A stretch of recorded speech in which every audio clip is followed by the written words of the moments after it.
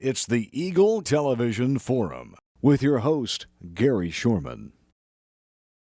Welcome to the Forum. I'm Mike Kerner in for Gary Shorman this week, and the Forum brought to you by Hayes Med. Our guest this week is Max Haverfield, and Max, we've had you on the Forum a couple of times, I believe. Absolutely. I think I've had it one time, and I think Gary may have been on with you a couple of times as well. Yeah. So in the past, we've talked about your singing, your performance, and you've done a lot of that over your career.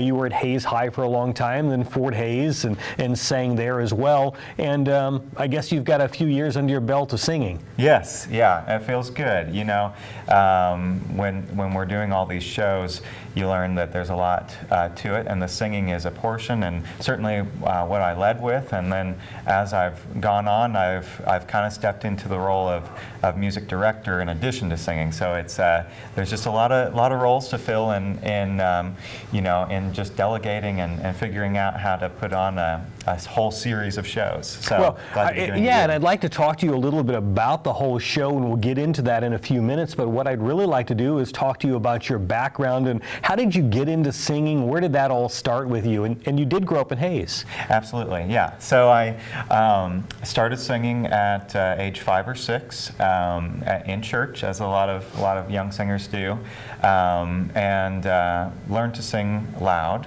and that was kind of just the start for me. And you know, started to get a little bit of feedback that I should do that more, and went on and started doing musicals in 4th or 5th grade at local kind of places that were putting those kind of shows on, and then got to high school and just did everything I could in that way, and then got to college, and that's really where I kind of stepped into my own and started getting some roles, some good lead roles, and kind of finding a certain niche in the opera world, in the classical world, and then once the college time was finished, I sort of took that skill set and integrated it with this kind of music that I really enjoyed putting on. So did you always like the classical and the operatic stuff, or did it just it was one of those things that you decided, well, that's kind of a niche that I need to go to?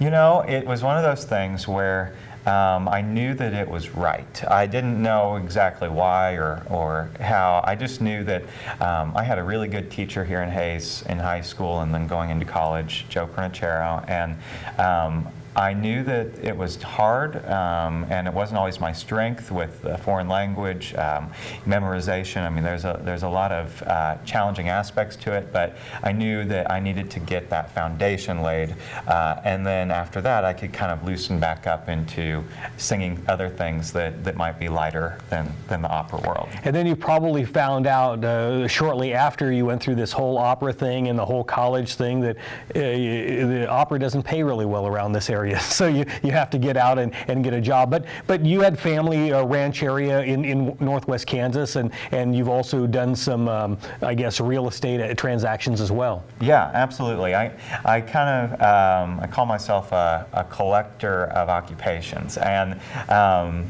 you know, definitely the music is starting to take the lead as far as my livelihood and getting professional gigs in Kansas City. And so I put on my 2 shows a year, probably by 2021 it'll be 3 different shows a year, and then in between I do gigs in Kansas City with local theaters and that kind of thing there. And then I enjoy the business and music and other fields just as much as the singing itself. So yeah, I do some real estate work, and I used my background in my mom's advertising company to work that into everything that I do, and make sure that we can cover all of our bases. And at the end of the day, I'm in show business, and I just happen to be in Western Kansas.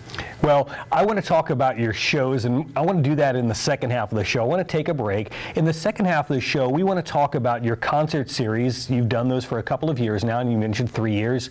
We'll get into that. And it's not just a Christmas series, it's a summer series, but you've got a Christmas show that's coming up, and we're going to talk about that here in the second half of the show. Again, our guest is Max Haverfield. This is The Forum. I'm Mike Kerner in for Gary Shorman. The show brought to you by Hayes Med.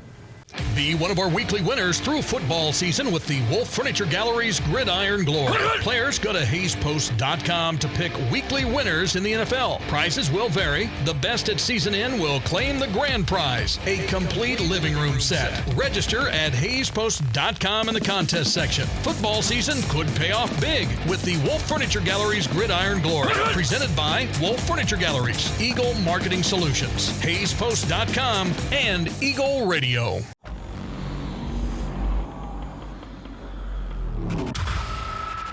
Is someone in here with us?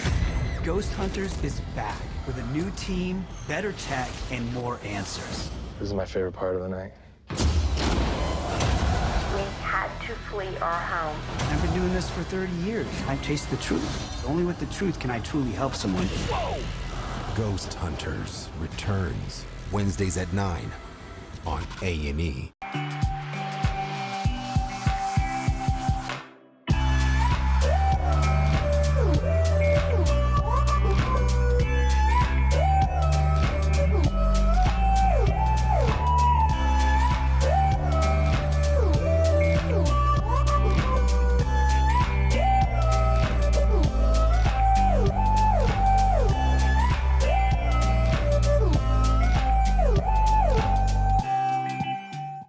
Have you considered the value that quality video content can bring to your business? Mid-America Productions can provide professional visual media to effectively engage your target audience. We're a full-service video production company serving Salina and surrounding regions for over 35 years. Whether you need videos for promotion, sales, training, fundraising, or other purposes, our experienced team can deliver for you.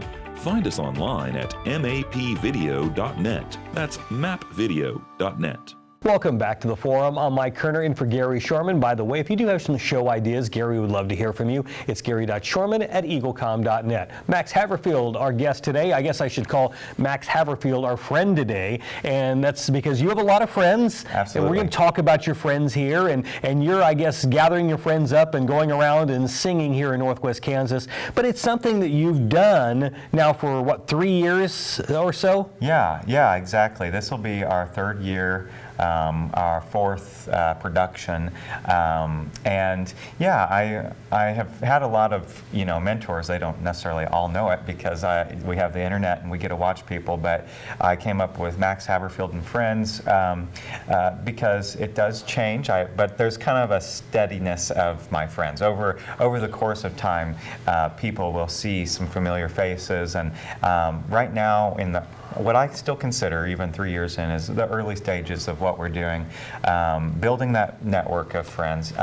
Some of your viewers may be familiar with the Gaither Vocal Band, and Bill Gaither is one of my mentors, and he does something of this nature. He has his kind of core group that he tours with, and then he'll do larger productions where his friends, and he has hundreds of friends, and he'll pick 50 or so, and they'll come and they'll do their different sets of things, and that's kind of a part of my vision for this. Is over the years to come, even this show is going to be great, and then just for the years to come, it's going to grow, and the Friends gives me that room, I think, to include people. You did a summer concert series, but it seems like the Christmas one is the one that's really growing.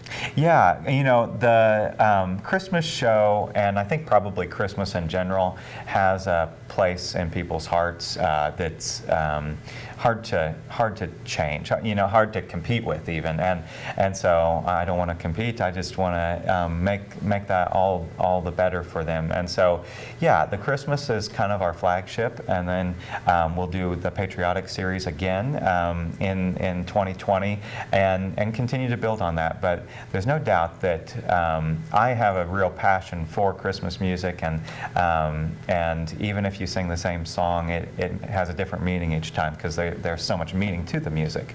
Yeah, Christmas is definitely at this time our big one. So you've got your friends, you gather, you do these concert series. Is it the same people that go to all these locations? You guys practice together and you work this out, or do you have people that you bring in and out during this concert series this time around?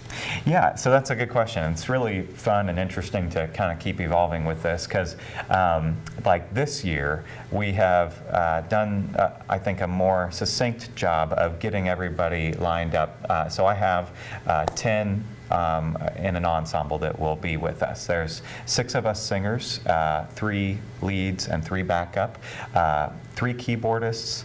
One of our singers doubles as an oboe player on some of the pieces when we need that, and then we have a cellist. And so then we have sound and light and assistants. So it really takes about 20 people to make the show happen.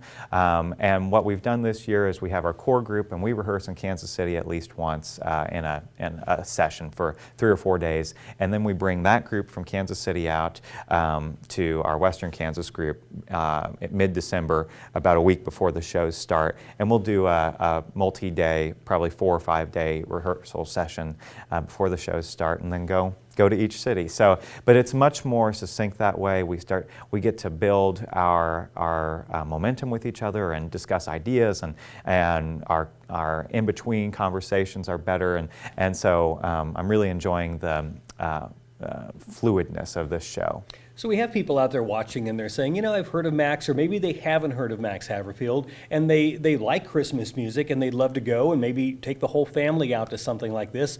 What can they expect in the show, and when and where are the shows? I guess that's a lot of questions there. No, that's perfect. So, we have 4 shows.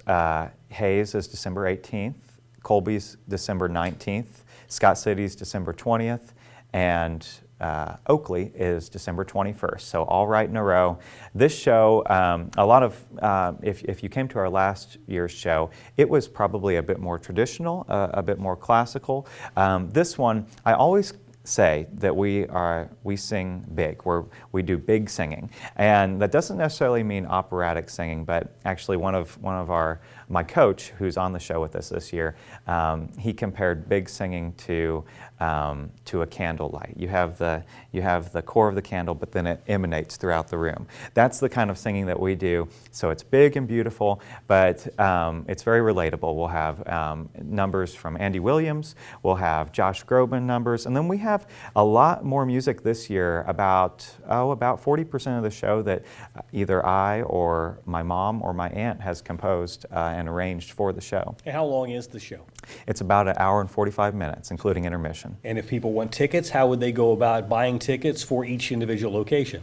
Tickets, you can go to my Facebook page, Max Haverfield Baritone, which you'll find on the events page, all 4, or you can go directly to my website, maxhaverfield.com, or you can call me, 785-953-0264. Very good. Well, thanks for coming by, and good luck with this concert series again this year, and hope you sell out on all of them. Thank you so much. Thanks for having me back. Right. It's a pleasure. It's Max Haverfield, and again, the show this year is called Max Haverfield and Friends Christmas Show.